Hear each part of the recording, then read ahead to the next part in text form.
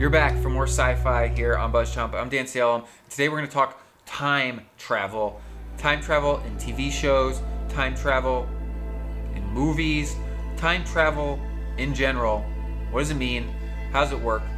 Why is it always kind of done the exact same way? I'm Mandy. I'm Dan. Subscribe to BuzzChomp. Woo! Time traveling on the surface is a simple concept, and they generally keep it rather simple in the TV shows and the movies. You're either moving forward and backwards in time. Now, I won't get too much into what time actually is. As a resident expert on the subject, we've kind of simplified it to its lowest common denominator.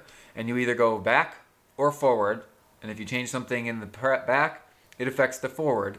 And if you change something forward, it doesn't really affect anything necessarily, which is not true. Sometimes it affects back. It really depends on how deep these shows get. Timeless, a recent example, kept it simple, and they time traveled through a machine in which they stepped inside and it let them pop anywhere into the past. They just set the coordinates. This is how it worked in Back to the Future movies as well. Got into the car or the train, set the coordinates, you needed some sort of a fuel, and then you travel to the date and time you specified. And if you did something, it affected the future.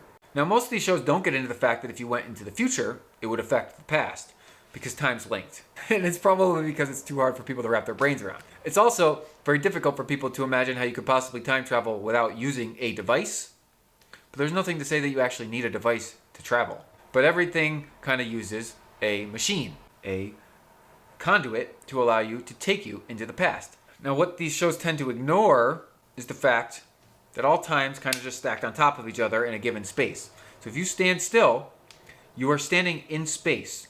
Your space is not moving. Yes, we're rotating around the Earth, or the Earth is rotating around the sun.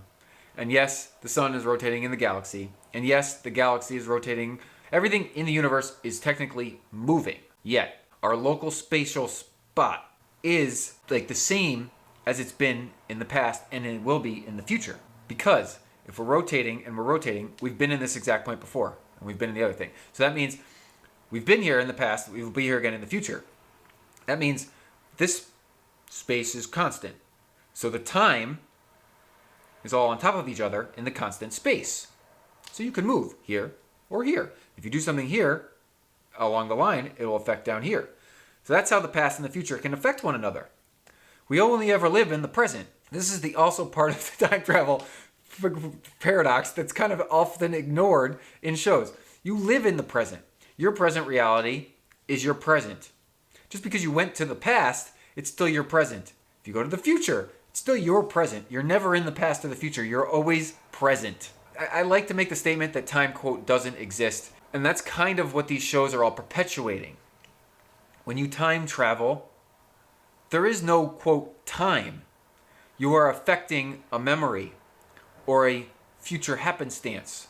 You can see yourself, potentially. You can interact with yourself, potentially, because you're there, but then you're here again. But if you do that, you've already done it. That's the problem with these shows, in my opinion, and why they never quite work. They always simplify it to a point of, Because if you've done it, you've already done it. And if you're going to do it, you've already done it. And if you're doing it, it's already happened. Everything you will do has happened, and everything you have done has happened, but you can change both at any given moment. And if you change it, then it's already been changed. This is the time paradox. We can't not grow older. That being said, we can grow older in any time. And if we experience time slower, we age slower. If we experience time faster, we age faster. So a show like Time Traveling Bong took this concept and flipped it on its head. You smoke a bong and you time travel. That's great. No science. Just happens. Just happens. I love this. I love when you can just hop time. Back to the Future kind of like set the bar for using a machine. Timeless, recent example, used a machine. Many other shows have explored the concept of whether we're in the past or the present or the future, but they're not necessarily time traveling. And that's because anytime you inject time into the equation, it can be very confusing for people. I loved the fact that Westworld was showing us the past and the present and the future all at once in both seasons. But it really was hard for a lot of viewers to accept and wrap their head around, and it was frustrating. And I get that. This is not an easy concept, and it shouldn't be. We don't understand how it works. So to try to put it into a show is difficult. I'm making this video about time travel, meaning I've already made it and you've already watched it. It's wonderfully crazy. And this is what makes sci-fi TV show so much fun. I like shows that make me think. That's why people love Black Mirror. It makes them think. It makes you consider the impossible. The whole idea of a multiverse is just another way of interpreting and presenting time travel. Now, they are two different scientific subjects. Infinite universe, which means every possibility of every instant exists. And then you add the element of time, and we're talking about an infinite number of infinities. You can't, quote, wrap your head around it.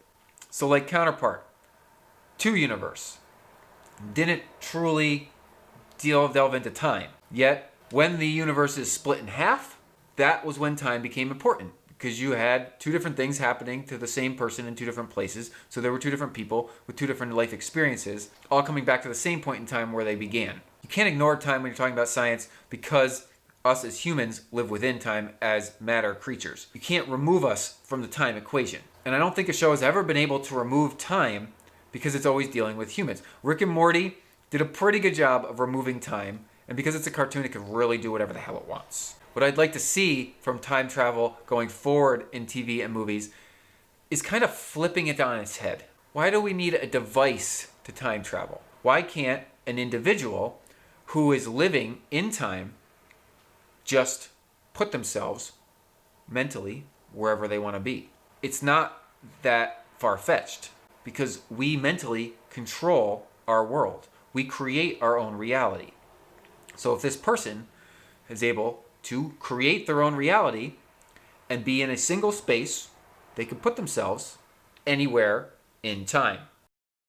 This is a great new show, because all the time traveling shows seem to have a physical contraption that makes them move in time and cause and effect. That's why it works for procedural, because it's simple. Let's make it a little bit more complicated. I think we can handle it. I'm Dan Salem. Subscribe to the BuzzChomp YouTube channel. We're talking sci-fi and TV movies here all the time. Comment below, what's your favorite time travel show, movie? I would love to watch it if I've missed it. Woo!